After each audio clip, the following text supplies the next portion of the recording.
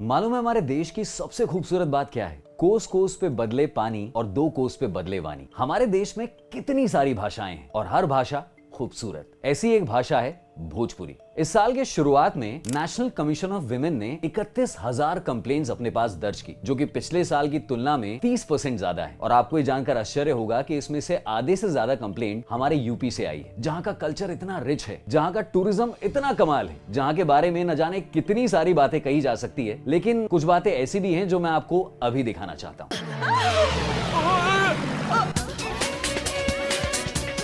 अरे रे रे रे रे, ये क्या देख लिया? वेल, इस लेवल की वल्गैरिटी से एक ही इंडस्ट्री सिनोनिमस है, वो है भोजीवुड। आपको याद होगा 2019 में बिहार के सीएम साहब ने पॉर्न को दोषी ठहराया था क्राइम अगेंस्ट विमेन के लिए। तब लोगों ने उन्हें याद दिलाया कि सर, आप भी भोजपुरी इंडस्ट्री में जो इतना विमेन को ऑब्जेक्टिफाई किया जाता है, इतनी वल्गैरिटी दिखाई जाती है, उसके बारे में बात क्यों नहीं करते हैं? बात बिल्कुल सही है। एक्चुअली सॉन्ग्स और फिल्म्स ना हमारे कल्चर को, हमारी सोसाइटी को काफी हद तक रिप्रेजेंट करते हैं। अगर उन्हीं में विमेन को इस तरह से ऑब्जेक्टिफाई किया जाएगा तो समाज में यानी कि सोसाइटी में इस चीज को काफी नॉर्मल कर दिया जाएगा कि अरे गाने में भी तो बोलते हैं, अगर रियल लाइफ में बोल दिया तो फिर क्या हुआ? क्राइम में भी इसका 2-4% योगदान हो सकता है कि नहीं? पर क्या आपने कभी सोचा है कि भोजपुरी इंडस्ट्री जो कि लगभग 2000 करोड़ की है, उसमें इतनी वल्गैरिटी होने के रीजन क्या है? क्या कारण है कि इतना पैसा होने के बावजूद भी वल्गैरिटी को ही उन्होंने काफी हद तक अपना स्टैंडर्ड बना रखा है? आज के इस वीडियो में हम आपको यही बताने वाले हैं।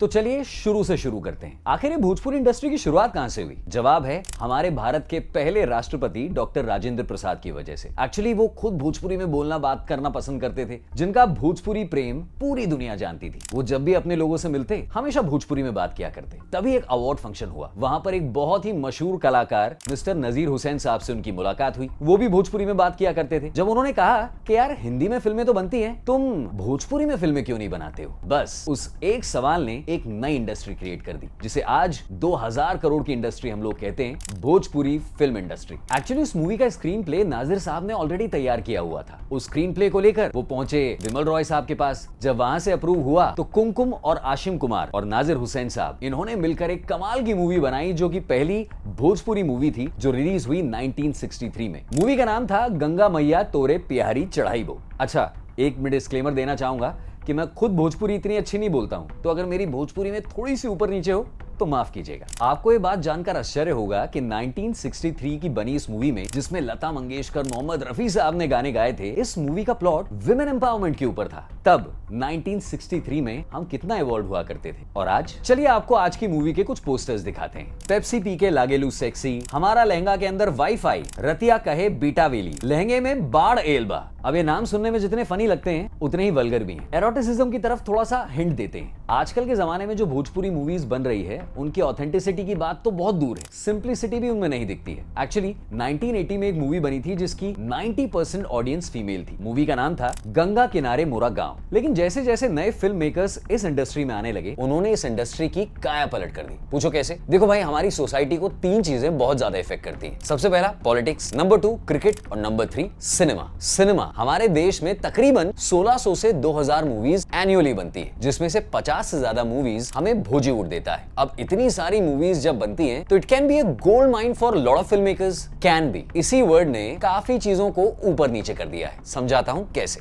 कैन बी, अब फिल्म बनने के बाद हिट होगी, चलेगी, इस बात की गारंटी तो राजू ईरानी भी नहीं ले सकते। लेकिन भोजपुरी इंडस्ट्री ने कुछ ऐसा किया जिससे कैन शॉर्ट तरीका बन गया। पूछिए कैसे? उन्होंने इरोटिक कंटेंट डालना शुरू किया। अब यूपी और बिहार से काफी सारे लेबरर्स माइग्रेट होकर बड़े शहरों में आ रहे थे। उनके पास देखने के लिए अपना सिनेमा नहीं था, लेकिन जब इरोटिक कंटेंट इसमें आने लगा तो इसकी डिमांड पीक पर पहुंच गई और बहुत सारे लोगों ने अपने इस कंटेंट को कंज्यूम करना शुरू कर दिया, बजाय उस कंटेंट के जो भोजीवुड में बनता चला आ रहा था। और इसकी वजह से भोजीवुड ने अपनी ओरिजिनल सेंसिबल ऑडियंस को खोना शुरू कर दिया। यहां से हम कह सकते हैं कि भोजीवुड के डिक्लाइन की शुरुआत हो गई। एक्चुअली उसके बाद जो सारे लेबरर्स थे, जो कि रिक्शा पुलर्स थे, ट्रक ड्राइवर्स थे, क्लीनर्स थे, इन लोगों ने इस तरह के कंटेंट को कंज्यूम करना शुरू कर दिया। उन्हें double meaning jokes, over exposing कपड़े, हीरोइन के एरोटिक एक्सप्रेशन, इन सब देखने में बड़ा मजा आता था और उन्हें लगता था कि इस तरह से वो अपनी नेटिव लैंड से जुड़े हुए हैं, जबकि सच्चाई कुछ और थी। यूथ की आवाज ने ऐसे ही ही 22 साल के एक ड्राइवर से पूछा कि वो भोजपुरी मूवीज क्यों देखता है। उसने जवाब दिया कि भोजपुरी मूवीज उसके लिए और उसके दोस्तों के लिए एक तरह का एडिक्शन है, बिल्कुल वैसा ही जैसा लोगों का पॉर्न को लेकर होता है। लेकिन भोजपुरी मूवीज देखना और पॉर्न देखना दो अलग बातें हैं। कारण भोजपुरी मूवीज देखना एक सेफर ऑप्शन है। हालांकि पॉर्न देखना इज ऑल्सो सेफर, क्योंकि आप घर पर बैठकर उसे कंज्यूम कर रहे हैं थैंक्स टू द इंटरनेट, जो कि वाइडली अवेलेबल है। लेकिन भोजपुरी मूवी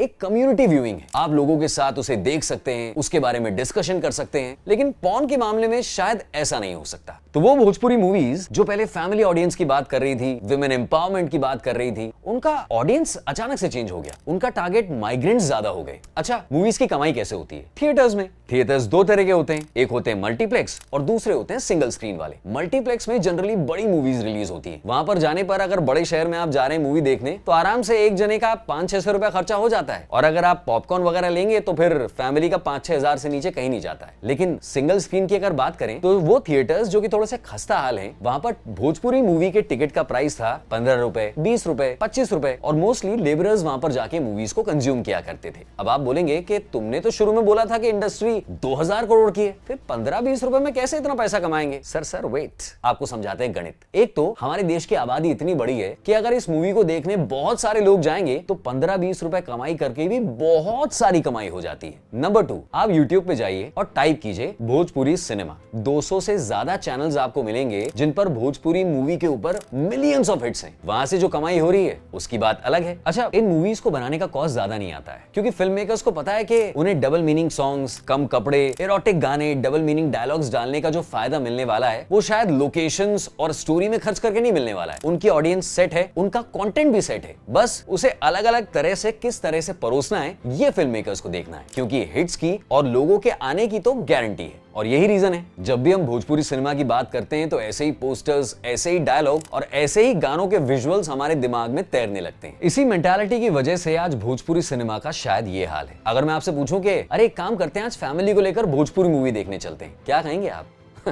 शायद अब एक बार हंस दे। नहीं, अब आजकल जो जमाना है वो है डिजिटल का। आप और हम भी तो डिजिटली मिल रहे हैं। अब ऐसे में बहुत सारे सिंगर्स जो डिजिटली यूट्यूब पर अपने गाने रिलीज करते हैं वो भी इसी पैटर्न को फॉलो कर रहे हैं। उनके गानों के लिरिक्स, उनके गानों के वीडियोस सेम पैटर्न फॉलो कर रहे हैं जो कि भोजपुरी सिनेमा में किया जाता है। वो भी फीमेल रिप्रोडक्टिव ऑर्गन्स की बातें कर रहे हैं, एरोटिसिज्म की बातें कर रहे हैं, ऐसी बातें कर रहे हैं जो डायरेक्टली और इनडायरेक्टली सेक्स के बारे में हो रही है। जियो सावन म्यूजिक वेबसाइट पर अपलोड किए गए इस एल्बम में बहुत सारे अश्लील गाने हैं। तोरो के लेम, तोरा दीदी को ये लेम रे। लेकिन सबसे ज्यादा खटकने वाला, सबसे ज्यादा डेरोगेटरी और सबसे ज्यादा परेशान करने वाला ये टाइटल जब मैंने पढ़ा तो मेरे होश उड़ गए। टाइटल था छोट कपड़ा ना पहिरा गोरिया, गैंग रेप हो खाता। Yes, you heard it right. यहाँ पे सिंगर कह रहे हैं कि लड़की प्लीज छोटे कपड़े मत पहन। सॉरी, प्लीज तो मैंने अपनी तरफ से ऐड कर लिया। वो कह रहे हैं कि लड़की अगर तुम छोटे कपड़े पहनोगी तो तुम्हारा गैंग रेप हो सकता है। और सिर्फ ये नहीं, इसके अलावा भी बहुत सारे ऐसे गाने हैं जिनमें रेप के बारे में बड़े ही कैजुअल तरह से बात की गई है। और शायद यही एक रीजन है भोजपुरी इतनी सुंदर और स्वाद भाषा होने के बावजूद भी बहुत सारे लोग भोजपुरी सिनेमा के साथ साथ भोजपुरी गानों से भी दूरी बना रहे हैं। भैया, भोजपुरी गानों की बात हो और गुड्डू रंगीला का नाम ना है ऐसा पॉसिबल है? इनके कुछ गाने हैं ये एक्चुअली ना हर चीज को सेक्सुअलाइज करने के लिए बड़े पॉपुलर हैं। इन्होंने कोरोना से लेकर एनआरसी सबको सेक्सुअलाइज कर दिया है। इनके कुछ गानों के नाम सुनेंगे आप? हमार लहंगा में कोरोना वायरस घुसल बा और अपना लहंगा में एनआरसी लागू होकेल बा डेम। मुझे पता नहीं कि इनका घाघरे के साथ में क्या ऑब्सेशन है, लेकिन बहुत सारे लोगों को अट्रैक्ट करने के लिए अपने वीडियोस भी इस तरह से प्लान करते हैं जैसे मान लो कोई एडल्ट फिल्म का प्लॉट हो। बातें भी उस तरह से करते हैं, brother in law, sister in law, साला साली एटसेट्रा एटसेट्रा। बहुत सारी चीजों को ये सेक्सुअलाइज करने के लिए फेमस है। मैं पहले ही आपको बता चुका हूं। इनफैक्ट जब साल 2020 में हम सभी लोग दुखी थे कि सुशांत सिंह राजपूत हमें छोड़कर चले गए हैं, उस सिचुएशन से इंस्पायर होकर भी इन्होंने रिया चक्रवर्ती के लिए एक गाना बनाया जिसमें उनको अब्यूज किया गया। अब आपके मन में सवाल आना लाजमी है कि ये सब कुछ ऑनलाइन कैसे आ जाता है? जवाब है सेंसरशिप।